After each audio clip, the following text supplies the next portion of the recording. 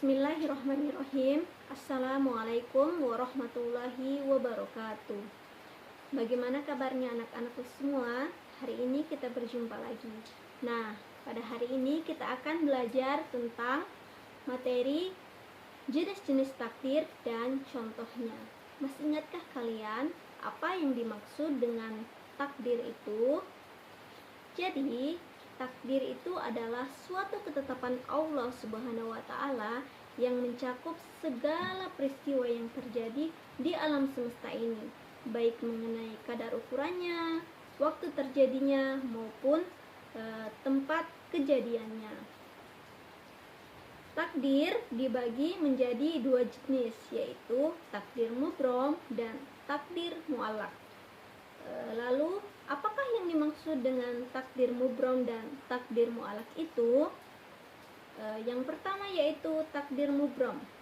Secara bahasa, mubrom artinya sesuatu yang pasti, tetap, dan tidak bisa dirubah lagi. Jadi, takdir mubrom adalah suatu ketetapan mutlak dari Allah Subhanahu wa Ta'ala yang pasti akan terjadi sesuai dengan apa yang tertulis di Lauhil Mahfuz dan tidak dapat diganggu gugat atau dirubah oleh usaha manusia. Berikut adalah contoh dari takdir mubrom. Yang pertama yaitu jenis kelamin manusia. Yang kedua, ajal atau kematian seseorang. Yang ketiga, api yang memiliki sifat panas. Yang keempat, bumi yang berbentuk bulat. Yang kelima, kelahiran seorang bayi. Dan yang keenam adalah bencana alam.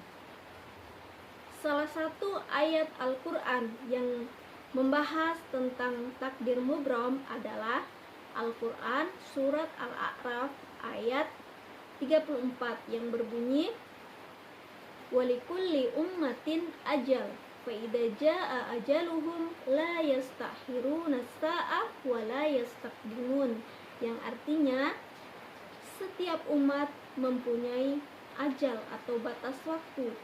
Jika ajalnya telah tiba, mereka tidak dapat meminta penundaan maupun percepatan sesaat pun.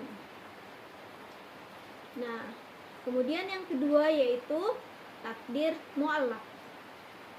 Secara bahasa, mu'allaq artinya yang digantungkan. Jadi, takdir mu'allaq itu adalah suatu ketetapan Allah Subhanahu wa Ta'ala yang masih bisa dirubah oleh manusia tergantung pada ikhtiar dan doa yang dia lakukan. Berikut adalah contoh takdir mu'allaq.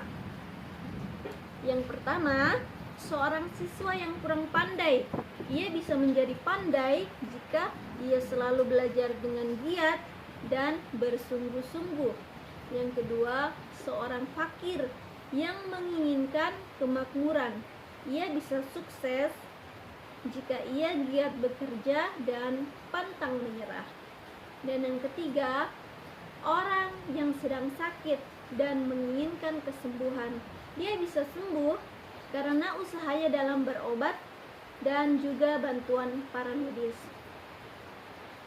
Salah satu ayat Al-Quran yang membahas tentang takdir mu'allaq adalah Al-Quran surat Ar-Ra'd ayat 11 yang berbunyi, innallaha la yughayyiru ma biqaumin hatta yughayyiru ma bi anfusihim, yang artinya sesungguhnya Allah tidak akan mengubah keadaan suatu kaum hingga mereka mengubah